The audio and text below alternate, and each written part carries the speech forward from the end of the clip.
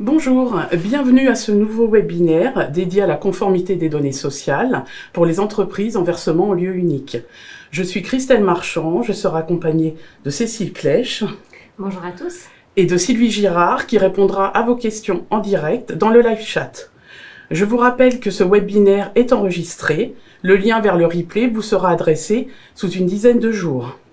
Toutes les questions d'ordre public auront une réponse. En ce qui concerne les questions d'ordre individuel, nous ne pouvons pas y répondre. Nous vous inviterons à contacter nos gestionnaires. Donc nous allons voir dans un premier temps le contexte lié à la DSN.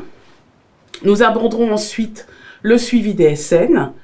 Un point sera fait sur les anomalies les plus fréquentes. Nous ferons un petit focus aussi sur le versement mobilité régionale et rurale, le contrôle pluripériode. Nous évoquerons également la DSN de substitution et un petit rappel sur les bonnes pratiques en matière de référencement des virements. Donc le contexte au niveau de la DSN. Depuis 2023, donc l'URSSAF effectue chaque mois des vérifications automatiques sur les données de la DSN, qu'il s'agisse des données portant sur l'ensemble de votre entreprise ou des données individuelles relatives à chacun de vos salariés. Donc plusieurs objectifs. Le premier, c'est collecter le bon montant de cotisation. Le deuxième, qui est vraiment très important, c'est garantir les droits sociaux de chacun de vos salariés, les données sociales étant prises en compte dans le calcul de certaines prestations, notamment la retraite, la prestation sous condition de ressources, pour tout ce qui concerne le revenu de solidarité active, la prime d'activité et les allocations chômage. Le troisième objectif est d'assurer une répartition exacte des fonds collectés auprès des organismes qui versent des prestations, donc notamment la Caisse d'allocation familiale, l'assurance retraite et France Travail. Donc si l'URSSAF constate une anomalie dans les données de votre DSN, elle vous prévient en temps réel. Le suivi DSN. Donc nous allons vous faire une petite présentation du service suivi DSN. Donc c'est un service qui vous permet d'être informé et accompagné en cas d'anomalie ou d'incohérence qui sont détectées sur votre DSN, donc votre déclaration sociale nominative. Donc avec ce service, nous vous indiquons l'origine et le détail de l'anomalie, les modalités de correction et les conseils pour ne pas les reproduire. Donc en cas d'erreur, vous recevez un mail vous invitant à vous connecter à votre espace en ligne dans la rubrique Suivi DSN. La correction de vos anomalies doit ensuite s'effectuer dès que possible via votre logiciel de paye. Plusieurs options. Donc avant votre échéance de déclaration, en réalisant une DSN en mode annuler en place. La deuxième option, c'est après votre échéance de déclaration, auquel cas la correction là doit se faire à partir d'un bloc de régularisation dans votre prochaine DSN. Donc grâce à ce service, vous bénéficiez d'une sécurisation des droits sociaux de vos salariés, ainsi que la garantie d'une collecte au plus juste de vos cotisations et contributions sociales. Donc chaque anomalie est accompagnée d'un descriptif permettant aux déclarants de comprendre l'origine de l'anomalie et les modalités de correction, donc soit comme je vous le disais précédemment avant l'échéance, sous la forme d'une DSN en mode annuler en place, soit après l'échéance, via des blocs de régularisation ou blocs changement dans une prochaine DSN. Donc les anomalies, elles portent sur l'ensemble de l'année civile pour les contrôles de données individuelles ou de cohérence entre les données agrégées et les données individuelles. Ou sur le mois principal déclaré, le plus récent pour les contrôles portant exclusivement sur les données agrégées. Donc il est vraiment essentiel de consulter le suivi même en cas de sous-traitance de votre paye par un prestataire. Donc j'insiste vraiment sur cette option, c'est même pas une option, je pourrais dire que c'est vraiment une nécessité que vous soyez abonné à ce service suivi DSN, même dans le cadre d'une externalisation de votre paye par un prestataire extérieur. Donc comment ça s'articule? En fait, moins de 4 heures après le dépôt de votre DSN, vous êtes informé en cas d'anomalie via un compte rendu métier qu'on appelle CRM. donc au sein même de votre logiciel de paye, et via le service suivi DSN qui est disponible sur votre espace en ligne. Donc vous devez corriger votre déclaration avant la date d'exigibilité de votre DSN par un simple mode annuler-remplace. L'autre option, c'est 5 jours après la date limite de déclaration, d'autres anomalies vous sont notifiées et donc signalées via ce suivi CRM suite à de nouveaux croisements de données. Donc ces corrections doivent être faites sur la DSN du mois suivant avec un bloc de régularisation. En fait, il est vraiment essentiel que les corrections soient faites au plus juste du constat de l'anomalie. Donc une mise en conformité est attendue sur votre prochaine DSN, mais également une correction sur les périodes précédentes. C'est-à-dire que la simple mise en conformité ne suffit pas, il faut vraiment que vous puissiez effectuer des corrections sur toutes les périodes qui sont ressorties en anomalie, et l'objectif est de vraiment garantir et sécuriser l'ouverture des droits sociaux de vos salariés. Au niveau de la restitution des anomalies, donc on a ce CRM, donc ce compte-rendu métier à H+4. Donc ça, ce compte-rendu métier, il est fait après le dépôt de la DSN et avant la date d'exigibilité. C'est ce qu'on appelle le CRM au format NeoRes. Donc il remonte à la fois les anomalies sur les données agrégées, les données individuelles et le couplage données individuelles, données agrégées au niveau URSSAF. Donc des contrôles transmis 4 heures au plus tard après le dépôt de la DSN, permettant d'effectuer une déclaration annuler-remplace en amont de l'échéance déclarative, la veille de l'échéance à minuit. Les contrôles concernant la donnée individuelle et le couplage données individuelles données agrégées sont réalisés à partir des données du mois principal déclarées, sans prise en compte des blocs de régularisation. Par contre, au niveau des contrôles de données agrégées, eux sont réalisés à partir des données du mois principal déclaré et prennent en compte les blocs de régularisation de la DSN. Le compte-rendu, lui, métier à J+5, donc c'est-à-dire après l'exigibilité, il est restitué au plus tard 5 jours après le dépôt de la DSN et la transmission de ce contrôle est réalisée à partir de 3 données. Donc des données du mois principal déclaré, de la prise en compte des blocs de régularisation et de la comparaison des données issues de plusieurs DSN. Donc vraiment, j'insiste une nouvelle fois, tous ces comptes rendus métiers, aussi bien à H+4 qu'à J+5, doivent être vraiment, vous devez vraiment prendre connaissance de ces comptes rendus métiers afin de pouvoir procéder aux corrections au plus près où survient l'anomalie. Donc quelques exemples de vérification. Donc au niveau d'un contrôle, par exemple, on vérifie le montant net social pour garantir les droits au RSA et à la prime d'activité. Donc on est bien sur le principe de garantir les droits du salarié. Nous vérifions aussi le respect de l'assiette plafonnée soumise à cotisation vieillesse, qui détermine le calcul de la retraite du salarié. Et nous contrôlons également les conditions d'exonération des cotisations qui sont relatives à certains contrats de travail, afin d'éviter les erreurs de calcul des exonérations. Alors, comment on se connecte sur votre espace en ligne pour accéder au suivi DSN? Donc, vous allez tout simplement sur votre espace en ligne. Si vous n'avez pas encore créé votre espace en ligne, je vous invite à le faire sur la page d'accueil d'ursaf.fr. Vous cliquez en haut à droite sur « Créer votre espace en ligne » et vous complétez votre demande d'adhésion. Ensuite, quand vous êtes sur votre espace en ligne, vous avez un onglet qui s'appelle « Suivi DSN ». Donc, c'est à partir de cet onglet que vous allez pouvoir vous connecter au suivi DSN et avoir le contenu des anomalies s'il y a. Donc, au niveau du service suivi DSN, il se présente donc de cette façon. Vous avez en haut à droite l'identité de l'entreprise consultée. Vous allez avoir également le taux d'avancement dans la consultation des anomalies et le parcours de consultation des anomalies. C'est-à-dire que par établissement et par individu, toutes les anomalies sont remontées à partir de ce suivi DSN. Là, on est sur un exemple d'anomalie liée à un établissement. Donc là, on est sur un établissement qui remonte 2 anomalies, notamment sur un code de cotisation non valide sur la période. Donc là, on est vraiment sur une typologie d'anomalie et qui a une qualification de priorité haute. Puisque, en fait, en fonction de l'impact que l'anomalie a au niveau des droits salariés ou autre au niveau du calcul de cotisation, la priorité sera différente.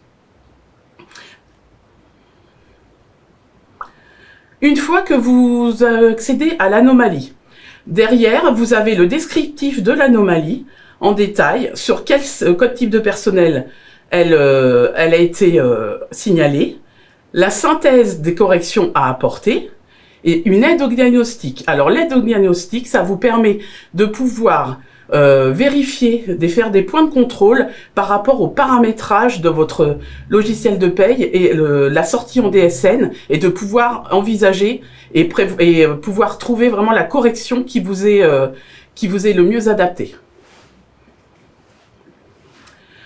Alors une petite information, si vous n'avez pas les droits d'accès à Suivi DSN, si le profil n'est pas ouvert, il vous suffira d'aller dans l'onglet Profil, vous cliquez sur Mon profil et il faudra tout simplement cocher les droits Tableau de bord Suivi DSN.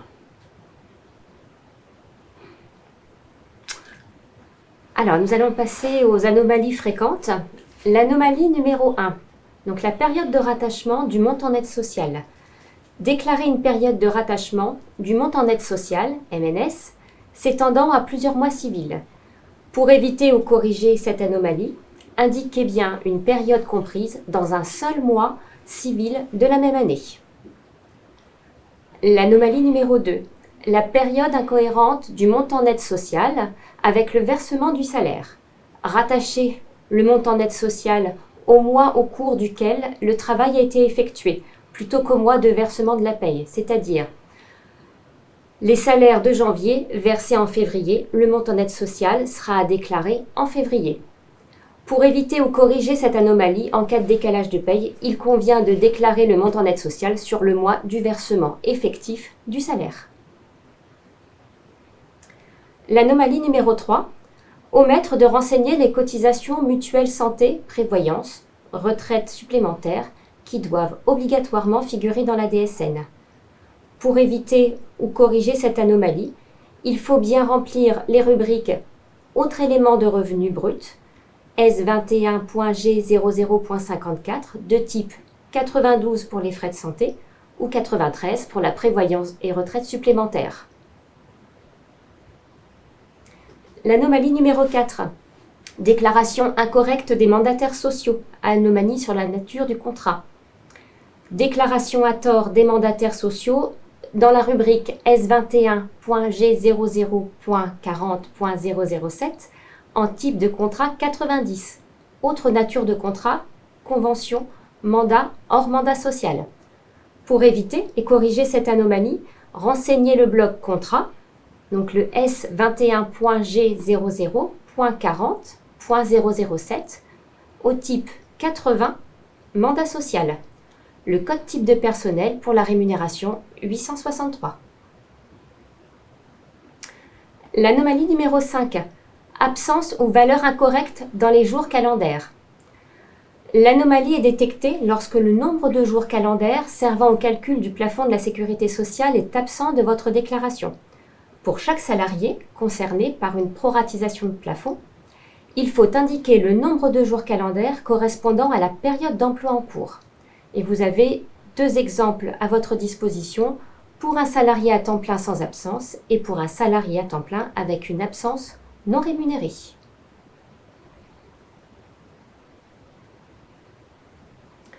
Les modalités de correction. Pour l'individu en anomalie, veuillez vérifier que le nombre de jours calendaires de la période d'emploi concernée pris en compte dans le calcul du plafond de la sécurité sociale, donc S21.G0053.002 lié au 001 de type 1, et le S21.G00.53003 unité de mesure 40 est présent dans votre déclaration. Effectuez avant l'exigibilité une DSN annulée remplace ou après, effectuez un bloc de régularisation pour corriger les données en anomalie. Le cas échéant, sollicitez votre éditeur de logiciel de paie pour modifier le paramétrage et ne pas reproduire cette anomalie.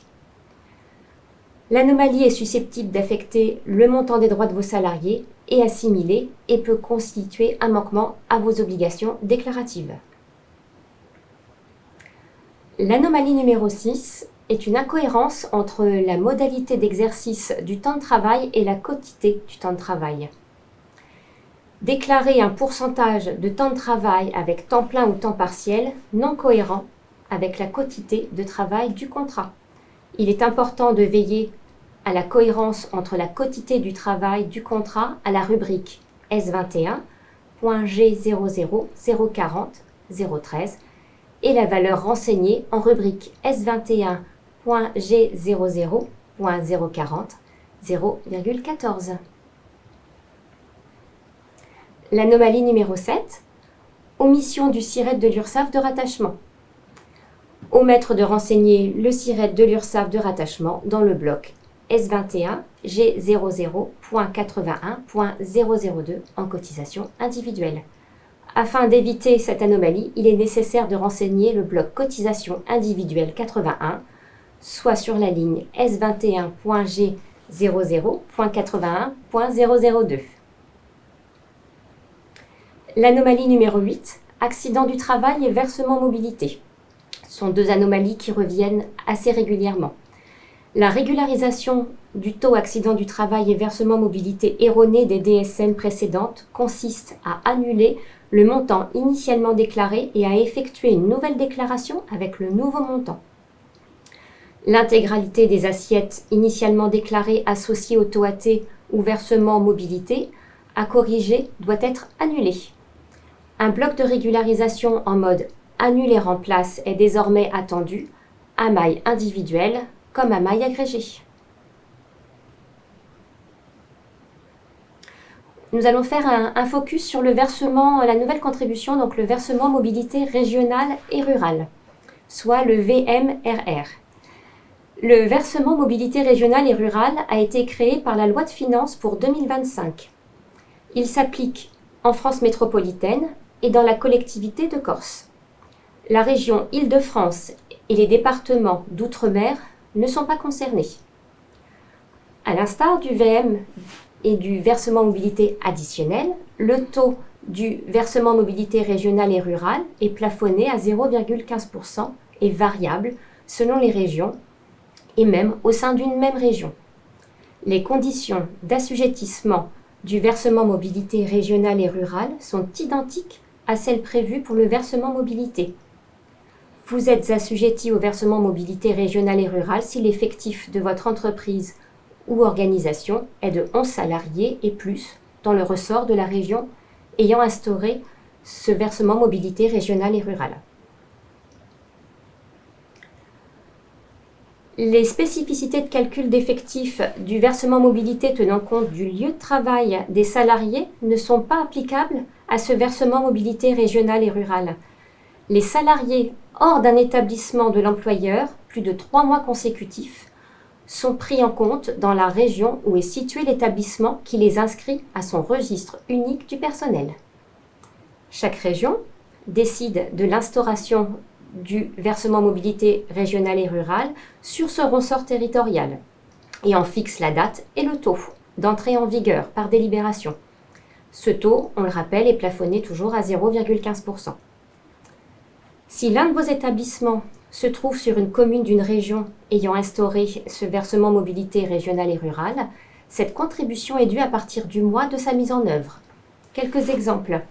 Pour la région Centre-Val de Loire, donc on est sur un taux à 0,15% sur toute la région à partir du 1er janvier 2026, soit sur les payes du 5 ou 15 février 2026. Pour la région PACA, nous sommes également à 0,15% sur toute la région, mais là depuis le 1er juillet 2025. L'Occitanie, 0,15% sur une partie de son territoire à partir du 1er novembre 2025, soit pour les payes du 5 au 15 décembre 2025. Nous rappelons que la liste n'est pas définitive, d'autres régions peuvent progressivement décider d'instaurer ce versement mobilité régionale et rurale. Et d'ailleurs, la dernière à arriver est la région Bretagne, qui a une date de mise en œuvre à partir du 1er janvier 2026, comme la région Centre-Val de Loire. Alors, au niveau, on rentre vraiment dans l'enregistrement en DSN. Ce taux donc, est à déclarer en DSN à l'aide du code type de personnel 820. Le bloc versement organisme de protection sociale, donc le S21.G00.20, le bloc bordereau de cotisation du S21G00.22 et le bloc cotisation agrégée S21G0023. Vous retrouverez les codes cotisation classiques comme une autre contribution avec toutes les lignes qui y sont dédiées, c'est-à-dire le code cotisation, le S21.G00.23001 avec le code 820, le qualifiant d'assiette sur la ligne 002 en 920, le taux de cotisation à la ligne 003 avec le taux du versement mobilité régionale et rurale, le montant de l'assiette sur la ligne 004, la ligne 005 n'est pas à renseigner, et la dernière, importante, le code INSEE commune sur la ligne 006. Au niveau des données agrégées, la déclaration est à faire en qualifiant d'assiette autre. Une petite attention sur le code INSEE commune qui doit obligatoirement être renseigné. Au niveau des données nominatives individuelles, là on passe du côté des salariés. Les blocs cotisation individuels sont à remplir sont le S21.G00.81, doivent porter le code de cotisation 918. Un bloc cotisation également individuel sur le bloc 81 qui doit être valorisé pour tout salarié dont la rémunération est soumise au versement mobilité régionale et rurale. Ils doivent être rattachés au bloc base assujettie S21.G00.78 de type 57, assiette versement mobilité. Et vous avez aussi à l'écran un exemple sur la complétude de cette contribution. Alors là, on va aborder ce qui concerne les contrôles pluripériodes. Donc ces contrôles portent sur toutes les DSN qui sont déposées depuis le début de l'exercice, ce qui permet donc une analyse multi-DSN. Donc en cas de régularisation d'une année écoulée, le contrôle couvre l'année complète concernée. Le contrôle, lui, il est effectué à J+5 en consolidant donc les périodes déclarées sur l'exercice en cours. Donc les anomalies détectées au moyen du contrôle pluripériode sont des anomalies annuelles. Donc à compter de la première détection, l'anomalie persiste dans le temps et sera restituée chaque mois tant qu'aucune correction n'aura pas été apportée par le déclarant. Donc il est vraiment nécessaire d'apporter ces corrections et de prendre en compte les signalements qui vous sont faits par l'URSSAF. Donc le contrôle pluripériode, pareil, c'est un accès dans le suivi DSN.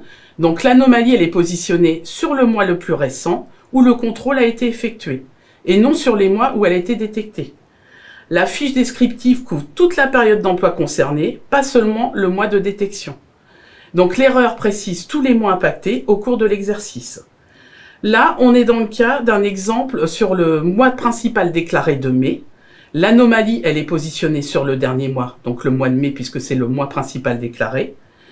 La période concernée couvre l'ensemble de l'exercice, donc du 1er janvier au 31 mai.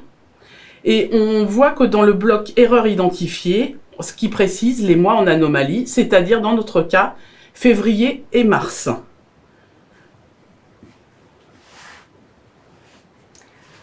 Nous allons reprendre sur un focus sur la DSN de substitution. La DSN de substitution est un dispositif pour garantir le juste calcul des droits sociaux des salariés. L'objectif est d'émettre des données fiables pour garantir aux salariés le juste calcul de ces droits sociaux.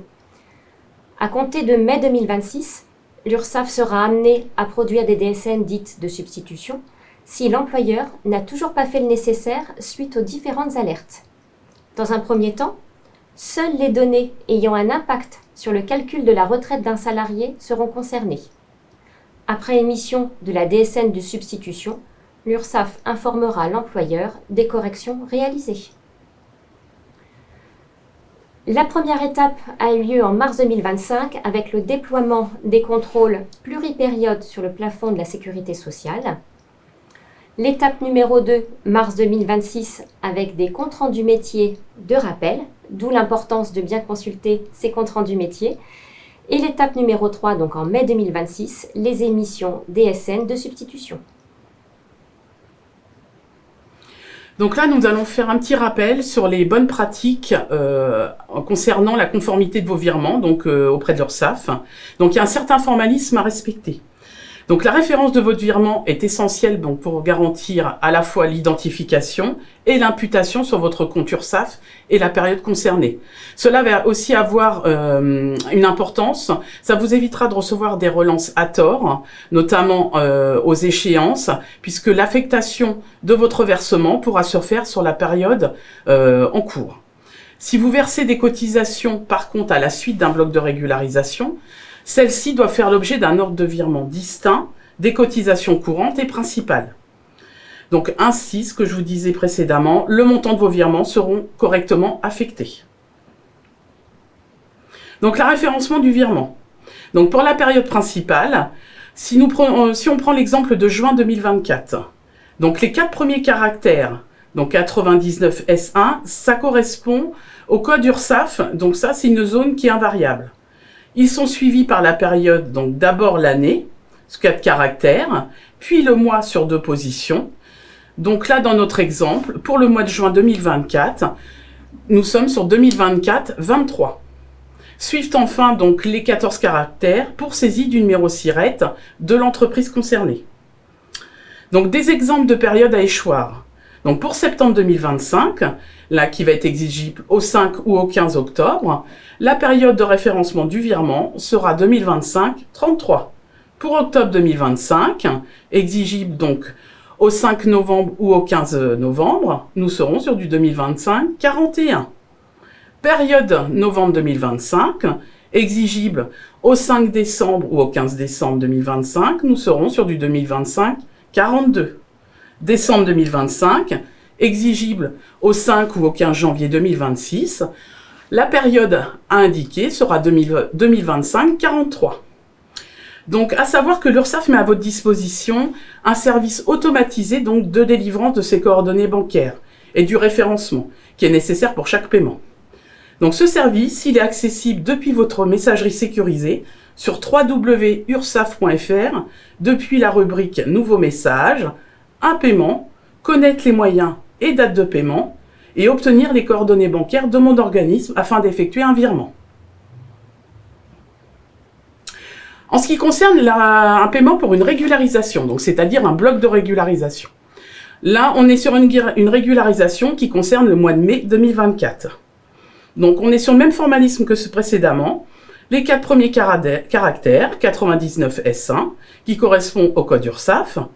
Ils sont suivis par la période, donc d'abord l'année sur 4 positions, puis le mois sur 2 positions. Donc là, on est dans l'exemple où on a une régularisation qui se fait, qui concerne les cotisations de mai 2024.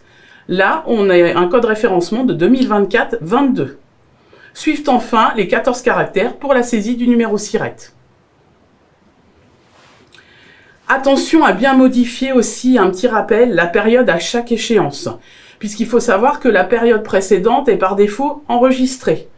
Donc pour chaque période de référence, bien penser à la rectifier. Voilà, donc là, vous trouverez sur le support qui vous sera mis à disposition donc tous les liens utiles. Donc un lien vers le BOSS. Vous aurez également le lien qui concerne le guide URSSAF, comment déclarer et régulariser les cotisations URSSAF en DSN, le cahier technique, la base de connaissances Net Entreprise et les 7 anomalies les plus fréquentes en DSN. Mais j'insiste, je vous invite vraiment, pour ceux qui ne sont pas encore, qui n'ont pas encore adhéré au suivi DSN, après cette conférence en ligne, de vraiment créer votre compte et de pouvoir, je vous invite vraiment à consulter les anomalies après chaque échéance et même en amont de l'échéance. Alors comment nous contacter ? Donc, par courriel sur ursaf.fr, via votre espace en ligne, vous avez possibilité sur votre espace en ligne de prendre rendez-vous téléphonique avec un conseiller Ursaf, par téléphone également, au 0809 541 921. Une petite précision, nous vous proposons, si la ligne est occupée, de laisser vos coordonnées afin d'être contacté dans la journée ou au plus tard le lendemain par un gestionnaire. Et nous vous invitons également à répondre à notre enquête de satisfaction après chaque contact téléphonique avec nos services. Alors l'objectif de cette enquête, c'est de pouvoir connaître votre degré de satisfaction et d'améliorer notre démarche qualité envers nos usagers. Donc nous allons passer maintenant aux questions-réponses. Merci à toutes les deux. Oui, nous avons eu plusieurs questions. Alors, je vais essayer de les regrouper. On a parlé à un bon moment des modifications DSN. La première question porte sur le moment où ils peuvent modifier une DSN. Est-ce qu'il y a un moment en particulier pour... Il n'y a pas vraiment un moment. L'important, c'est de le faire le plus rapidement possible. Plus tôt on corrige l'anomalie, mieux c'est. Et si vous avez un souci, n'hésitez pas à nous contacter avec les accès qu'on vous a signifiés tout à l'heure, mais il est important de les corriger le plus rapidement possible. Donc du coup, la seconde question qui est un petit peu dans la lignée, la personne demande le nombre de mois en antériorité qu'elle peut avoir pour modifier sa DSN. Une fois encore, effectivement, il faut la faire dès qu'on s'aperçoit d'une anomalie. Effectivement, on peut la déposer avec la DSN du mois suivant. On est obligé d'entrer avec la DSN du mois en cours. Oui. Et effectivement, là, de venir déposer des blocs de régularisation jusqu'à la période où on s'est rendu compte de l'anomalie en question. Et si j'ai bien compris, si une anomalie est détectée, elle est reportée sur les mois suivants. Si celle-ci n'est pas corrigée, c'est bien cela. Donc c'est Tout à fait. Il faut, comme on disait, corriger les données pour les DSN à venir, mais aussi corriger l'antériorité avec une profondeur de calcul. Très bien, merci. Une question qui vient d'arriver, est-ce que nous recevrons un CRM si aucune anomalie n'est détectée sur nos DSN ? Le suivi des SN sera, du coup, il n'y aura pas d'anomalie détectée. Voilà. S'il y en a une, effectivement, on la voit, on entre dans on voit, il y a marqué 0 anomalie, puisque nous, on a la même vue que vous, que les cotisants au niveau du visu, des CRM. Donc, voilà, où il y a marqué le nombre d'anomalies. S'il n'y en a pas, il n'y en a pas. Il n'y en a pas, c'est 0. Une autre question, comment effectuer des blocs de régularisation en cas de changement d'adresse ? Alors, je vais répondre encore une fois. Donc, il faut rentrer avec votre nouveau SIRET, avec la DSN courante. Donc là, effectivement, votre nouveau SIRET. Et au niveau du bloc 22, il faudra venir bien positionner le SIRET qui était actif au moment de votre bloc, enfin qui concerne votre bloc. Si c'était un bloc de 2024 et que vous aviez un ancien SIRET, il faudra bien sur ce bloc 22 venir mettre le SIRET en question pour que ça vienne alimenter le SIRET en question. Très bien. En cas d'oubli ou si les anomalies ne sont pas corrigées, que va-t-il se passer ? Alors, les anomalies, nous aussi, effectivement, on les suit et on a une attention particulière sur les anomalies qui ne sont pas corrigées. Et ça a une importance très importante pour le droit des salariés. Donc, il faut vraiment... nous, on les suit de notre côté, mais aussi vous, il est important de les suivre de votre côté pour garantir les bons droits de vos salariés. Ce qui est quand même très important, en effet. Il y a une question sur les taux en fonction des communes. Où est-ce qu'on peut trouver ces taux ? Alors, au niveau sur ursaf.fr, il y a un portail pour pouvoir avoir le taux qui correspond à chaque commune. Vous rentrez avec le code commune ou le code INSEE et vous avez les taux qui s'articulent en fonction des communes. Et j'ai une dernière question. Comment fonctionne précisément le callback ? Vous venez d'en parler. Alors, il y a des curieux sur ce rappel. Alors, le callback, en fait, c'est un service qu'on vous propose. Quand vous appelez cette ligne dédiée, donc je vais la rappeler, donc c'est le 0809 541 921. on vous propose soit de laisser vos coordonnées pour qu'un gestionnaire puisse vous rappeler, donc c'est-à-dire que vous composez votre numéro sur votre clavier téléphonique, auquel cas un gestionnaire va vous rappeler soit dans la journée, au plus tard le lendemain, soit vous patientez que le gestionnaire soit disponible, et vous aurez également la possibilité, en cas d'attente trop longue, une proposition de rappel vous sera de nouveau faite, auquel cas vous pouvez enregistrer vos coordonnées pour qu'on puisse vous rappeler. Donc j'insiste vraiment sur l'importance quand vous nous contactez. Les gestionnaires sont parfois donc en ligne avec un autre usager. Donc n'hésitez pas, ce service fonctionne vraiment très bien et je vous garantis un rappel à 100%. Donc n'hésitez pas. Par contre, vigilance, faites attention quand vous laissez vos coordonnées sur votre clavier téléphonique de bien composer l'intégralité de tout votre contact. Parce qu'il arrive parfois qu'on ne puisse pas faire un appel, rappeler la personne puisqu'il manquait un chiffre ou voilà. Donc vraiment, c'est un service qui fonctionne très bien et je vous assure que vous serez recontacté. Et vous avez aussi également, pour rebondir sur le callback, le rendez-vous téléphonique. Donc ça, c'est quelque chose qui est vraiment très important. N'hésitez pas à prendre rendez-vous sur votre espace en ligne pour avoir un échange dédié et personnalisé avec un gestionnaire de compte. J'ai une dernière question. Je fais des virements pour régler mes cotisations. Je souhaiterais faire des télépaiements. Est-ce possible de changer de mode de... Alors, tout dépend, en fait, puisqu'il faut savoir que si vous versez plus de 7 millions de cotisations à l'année, vous avez l'obligation de faire des virements. En dessous de 7 millions, effectivement, vous pouvez initier un télépaiement pour vos DSN au niveau donc de notre entreprise et donc au niveau du bloc 20 paiement. Merci à toutes les deux pour cette présentation très claire. Nous allons donc, je vais clôturer votre présentation. La foire aux questions, le replay ainsi que le support vous seront transmis d'ici une dizaine de jours.